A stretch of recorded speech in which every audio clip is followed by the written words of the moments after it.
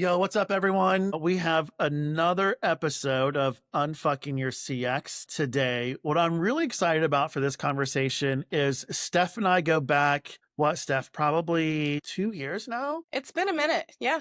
I think we met through LinkedIn. You and I were a part of just this comment conversation. I don't even remember whose comment thread it was, but you and I were going back and forth. And then it was just like, oh my God, I got to meet her. Yeah.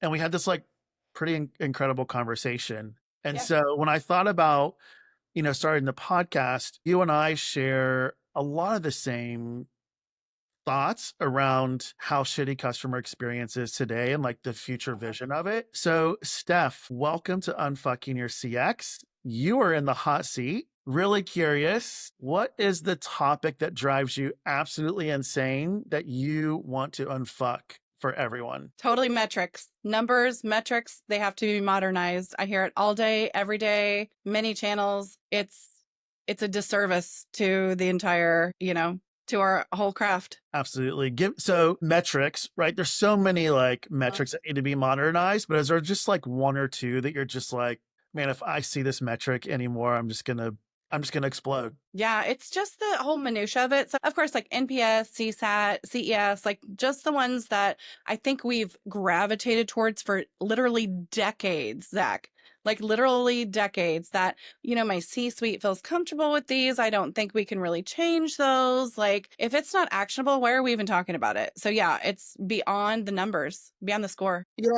You know what I continue to keep hearing, right? And this was the same. I saw this, I think it was last week in one of my posts where I was just raging against the NPS machine. I think it was the post where I compared NPS to a drug cartel.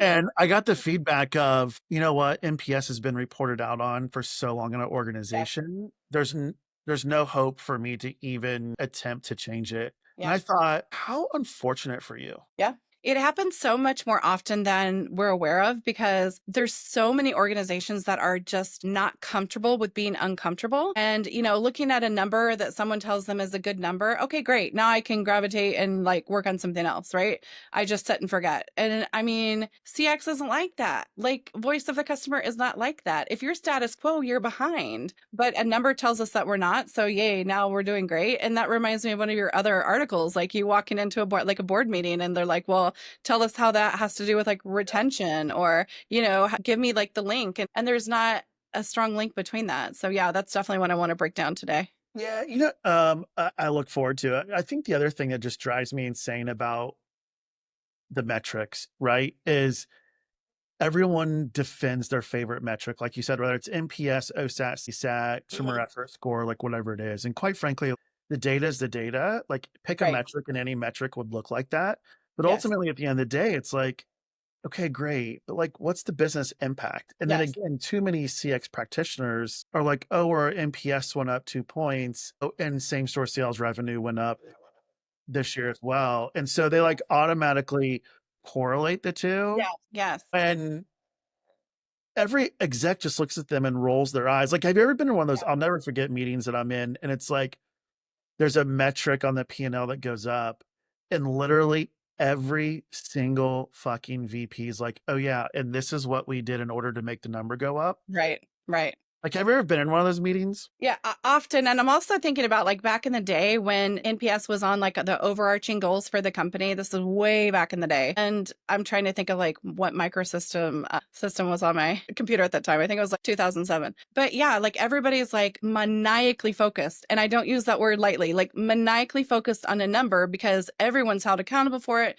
Their bonus, is held accountable for it. That was back in the day when you would incent on it. I know that the industry has gone back and forth flopping on that too. But gosh, Zach, it's just crazy because it's not about like, how have you been there for your customers? Like, what do your customers expect? Are you doing it? Yes or no? Like, that's really where the industry is going. It's like, why am I saying what the best metric is? Like, our customers dictate that, right? Our patients, our providers, like the folks that we're working for, they dictate what we should be measuring, not like an overall arching goal that's out there. And something also that I found really, really odd was there's like the best in CX, like what you should be measuring that was put out, I think it was in the middle or late last year, like internally where I'm consulting, some people have been like, oh, finally, like an end all be all to what metrics we should be measuring. And I'm like, we can't one size fits all this. Like, Yeah, but you know what? I agree with you, but you know who I blame for that? I blame the Gartners and the Forresters of the world who run these,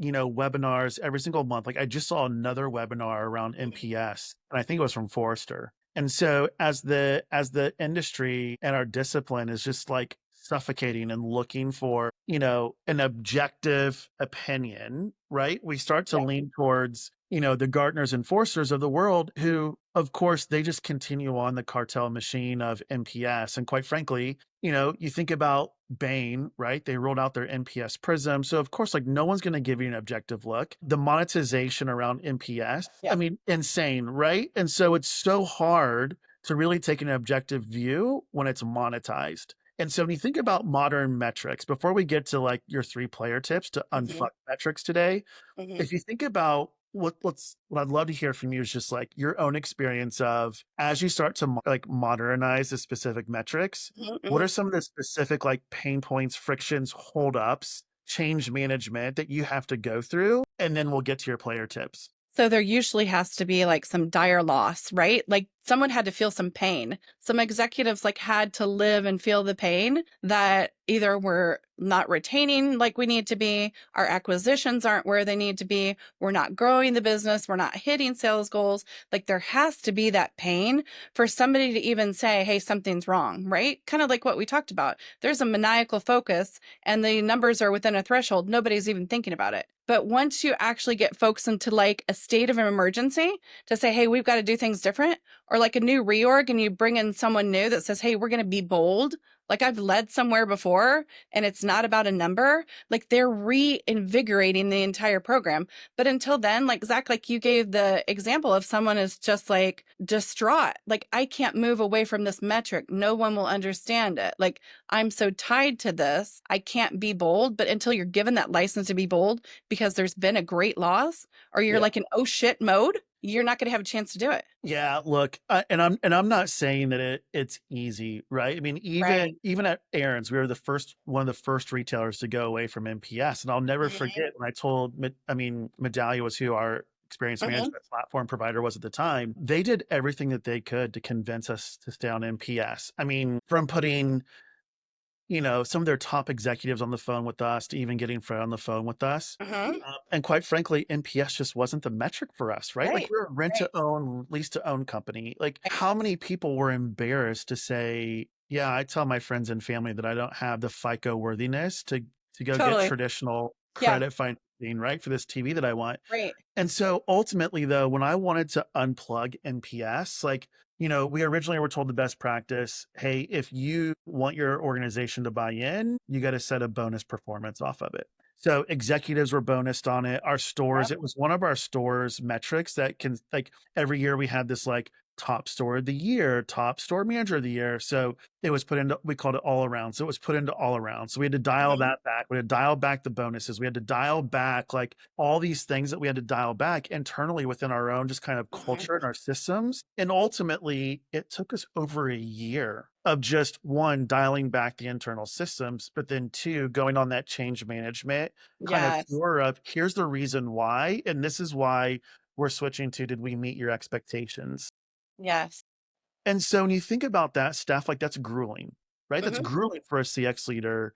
You've Yep. done it exceptionally well. So give us the three player tips that you've executed time and time again that you've successfully done this. Okay. Talking about change management, right? So I think the first player tip is back into your customer core expectations. They're the ones that give you profits, right? Like they're the ones that keep you afloat. If you're not meeting their needs, like a yes, no, it can be that easy. So let's say my mantra example, what my customers are expecting are for me, from me and my business is make it easy, make it attainable, like make it fast, make it friendly, right? If I don't do that, then that's not bringing my brand promise to life.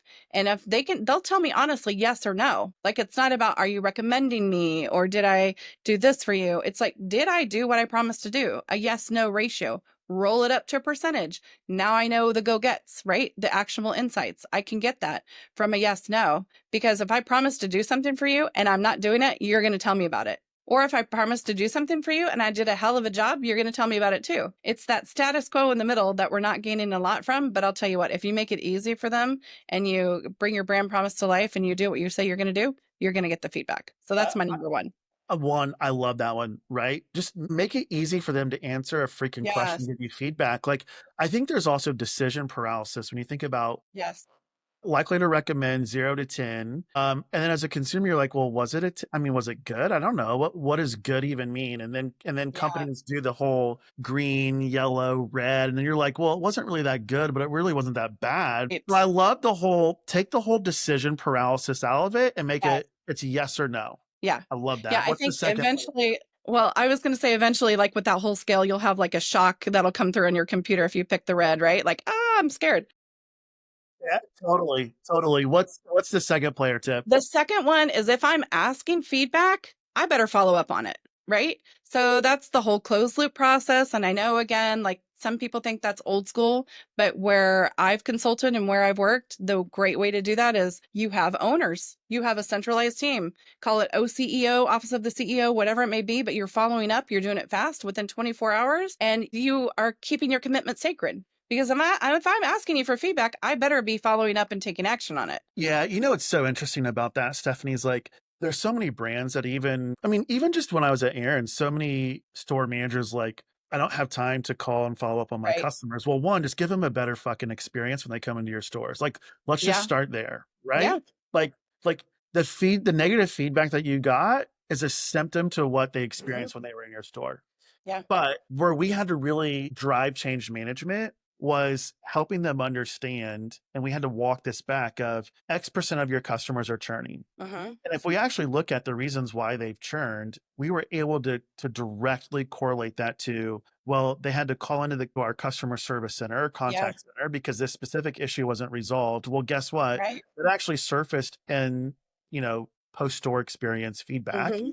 You didn't close the loop, or you called and Right. left one voicemail because you didn't get in touch with the customer. Yeah. They didn't get their issue resolved. They called into the contact center, and now they're pissed off because they Totally. don't feel like anyone's taking action on their feedback, and ultimately they're like, "Well, screw you. I'm Yeah. going somewhere else." Yeah. Yeah, it's like it's not a mystery of why they're turning, right? Like there were parts along the entire experience that just sucked. Like don't act surprised. But I don't have time to take care of it. Well, then you don't have time to keep customers either, you know? Absolutely. I love this one, how you're just like, "Look, back into the number, back into Back why the into it. closed loop matters so much." And then what's Yep. player tip number 3? Number 3 is make it easy. Make it easy internally, make it easy externally. Like, we are literally badgering the witness with these freaking surveys. And then do you have 5 more minutes to answer more? Like, by now, you know my child's name, my favorite color, and my sign. Like, this is ridiculous. It's a lagging indicator. You need to bring in more information. Like, but we need to make it so much easier to work with us as brands. Like, why Yeah. would and that's from, that's from cradle to grave, make it easy. We're Yeah, it's a really look, survey design is another topic we should yeah, unfuck, but to your point of like survey slapping, it's like, I'm yeah, sorry, I don't have 15 minutes to give you feedback. Like, I'm willing to give you feedback. Make it so easy for me to give you yes, feedback. totally. Did we do it? Yes or no? Easy. Follow up because I owe you because you put in the time for me, and then make the entire process easy. Yeah, totally. I love that. Steph, I love one, the 3 player tips. I love the topic of vanity metrics and getting them unfucked. If Mhm. our listeners want to reach out to you just to get your own experience, because you're walking this every day, right? Yes, You're in a brand totally. every day executing this. Yep. Where can they find you? LinkedIn for sure. Reach out. Love it. I'm here at your service. Love it. Thanks for being in the hot seat. My pleasure. Have a great day.